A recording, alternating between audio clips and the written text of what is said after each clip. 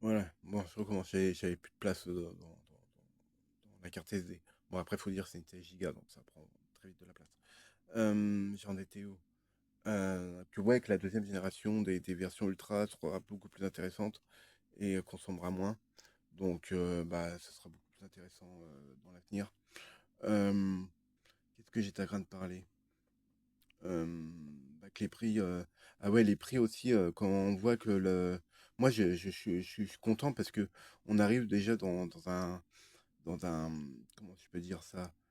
Un moment technologique, en fait, où Intel, ou même AMD, euh, bah, arrive à la loi de Moore, arrive à des limites. Là, ils sont arrivés quand même à 3 nanos.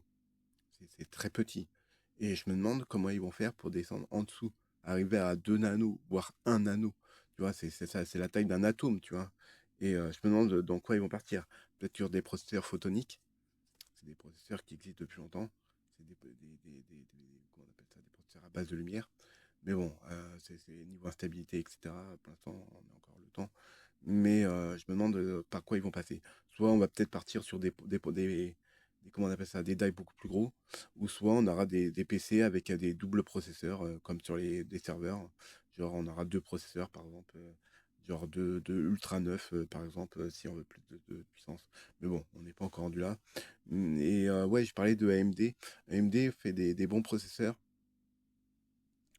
mais ils ont moins de corps en fait que les Ultra. Quand on prend un Ultra 9 par exemple, et qu'on prend justement le plus gros, bah, je peux aller voir, ça va prendre. Alors, attends, on va voir. Là, alors, on est où? Alors, composant, euh, processeur. Voilà, alors là, on est sur du AMD. Voilà, AMD 9000. Bon, c'est les plus gros. On va prendre le plus cher. Généralement, les plus chers, c'est. Voilà, il a 16 cœurs. Il a 16 cœurs, donc il doit avoir 32 threads. C'est un Ryzen 9 9950X. C'est le plus. Il vaut 719 euros. Il vaut quasiment le prix d'un Ultra. Il a. Bon, en fait, ce qui est bien avec AMD, c'est qu'ils n'ont pas fait ils ont pas fait les efficients core, etc. comme Intel. Et ça, c'est plutôt intéressant parce que quand tous les corps fonctionnent ensemble, au moins, mode turbo, bah là, il monte à 5007. Quand ils sont en mode turbo, tous les corps fonctionnent au même niveau. Et il a 32 threads, ouais, il a 16 corps et 32 threads. Ça, c'est le plus gros processeur. Alors que là, il y a 8 cœurs, 8 cœurs, 12 cœurs, 8. Alors que si on va comment on appelle ça? Chez comment on appelle ça? Les processeurs ultra de chez Intel. Alors, le plus cher, c'est voilà, c'est ça. C'est le 2000, le Ultra 9 2085. Voilà, il a 24 cœurs, 24 corps. Et alors que l'autre, il en a 16. Donc, bah, il a 8 cœurs de plus. Après, il a les efficients cœurs. Bon, il a 24 threads, alors que l'autre, il en a 32. Hum, Attends, si on décompose, je crois que, si je dis pas de bêtises, ça doit être 8 et 16, si je dis pas de bêtises. C'est 8 performance cœur et 16 efficient cœur. Et donc, bah, quand on met tous les processeurs à fonctionner ensemble, je pense que les performances core se met aux mêmes fréquences que les efficients core. Donc, peut-être que bah, les fréquences sont un peu plus basses, mais il y a plus de corps. Donc, au niveau multitâche, je pense que le Ultra est beaucoup plus intéressant. Après, bah, dites-le moi si je me trompe, mais je sais que il tourne à 5007 aussi, hein. Ouais, 5007.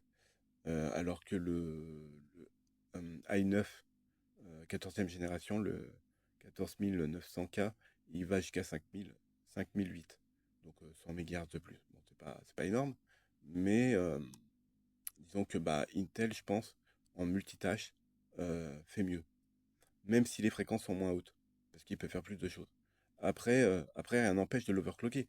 Et je me demande d'ailleurs, la question que je me pose, parce que j'ai jamais essayé, hein, est-ce qu'on peut, par exemple, overclocker uniquement les efficients core pour qu'ils soient à la même fréquence que les performances core, afin d'avoir les 16, les 24 corps à la même fréquence que bah, les performances core, donc bah, qui tourneraient à 5007. Certes, bon, niveau chauffage et niveau consommation, ce sera peut-être énorme, mais pense que Intel, c'est pour ça, je comprends pas, au niveau des benchmarks, ils disent que les, euh, que les versions,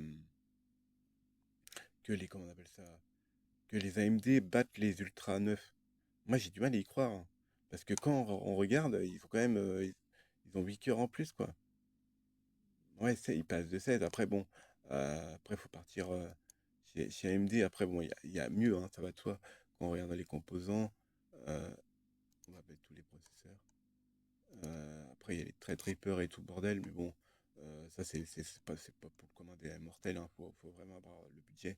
Là, par exemple, là, il y a les Threadripper, le moins cher en Threadripper Pro, le 5950, enfin, le 5955 WX, il a 16 cœurs, il tourne à 4 GHz.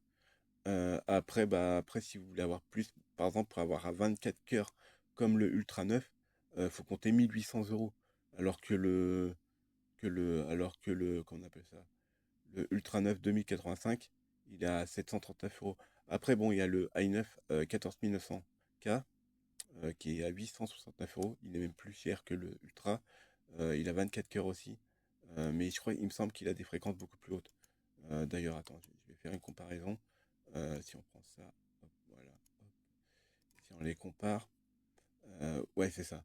Donc, ouais, il a 32 threads en plus. Mais après, niveau consommation, ouais, en plus, il tourne, parce que là, c'est la version KS, donc c'est vraiment la version boostée. Il tourne à 5000, 6002. Donc, ouais, il a quand même 500 MHz en plus. Mais, niveau consommation, ouais, il a 150 watts. L'autre, il a 125 watts. Donc, ça va chauffer plus. Euh, Ensuite, bah, il accepte la DDR4 et DDR5. Ça peut être une bonne chose aussi pour les gens qui ont juste leur carte mère à changer, éventuellement, et la RAM s'ils ont déjà ce processeur-là.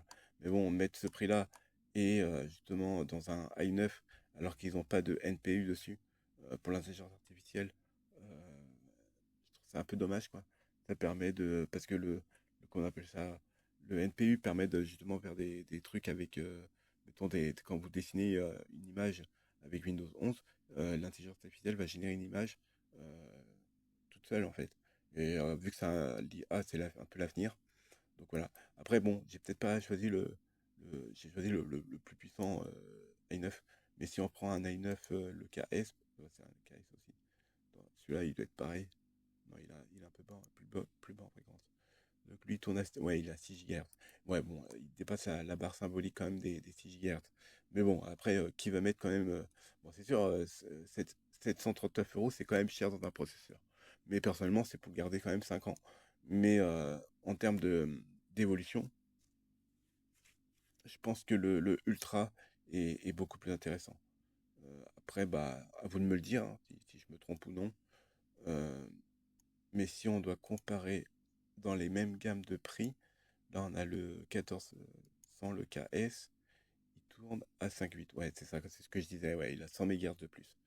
Et en termes de consommation, bah, ils sont à la même consommation. Ah non, il consomme même moins. Il a 65 watts. Mais je crois qu'il a pas de. Ah si, il a le graphique aussi intégré. Donc ouais, bah, il est intéressant. Certes, pour 729 euros. Et l'autre, il a 739, le Ultra 9 285K. Euh, ouais, ouais, là, j'ai rien à dire. Il doit être un peu plus performant. Mais voilà. Mais après, il y a pas le NPU, etc. Donc voilà. Après, c'est un choix à faire, hein. Et sachez que un i5 de 14e génération, si vous jouez en 4K, il est mieux, par exemple, d'avoir un i5 de 14e génération ou un Ultra 7, par exemple, ou un Ultra 7, ouais, c'est pas mal déjà, qu'un Ultra 9. Un Ultra 7 avec une 5080 pour jouer en 4K que avoir un Ultra 9 et avoir une 5070, par exemple. Euh, c'est absurde. Vous pourrez jouer en 4K, mais vous aurez moins de FPS. En fait, plus les fréquences seront basses, plus c'est votre processeur qui va calculer. Et par contre, plus la fréquence est haute, enfin, plus la résolution de votre écran est haute, plus votre carte graphique devra être puissante. Donc, bah, c'est l'un ou l'autre. Soit vous jouez en Full HD ou en 2K. Donc, c'est pour ça que moi, je joue en 2K, ça, c'est un bon équilibre. Éventuellement, peut-être en 4K, parce que bah, l'écran que j'aimerais avoir, il vaut quand même 600 euros. C'est pas rien.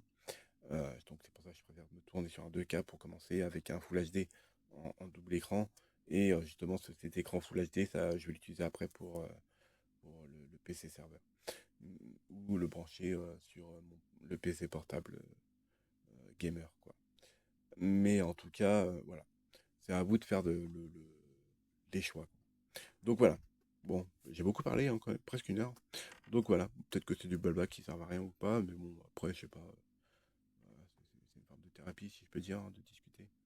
Donc voilà, je fais des poutous, hein. Prenez soin de vous, et je vous dis tchuss.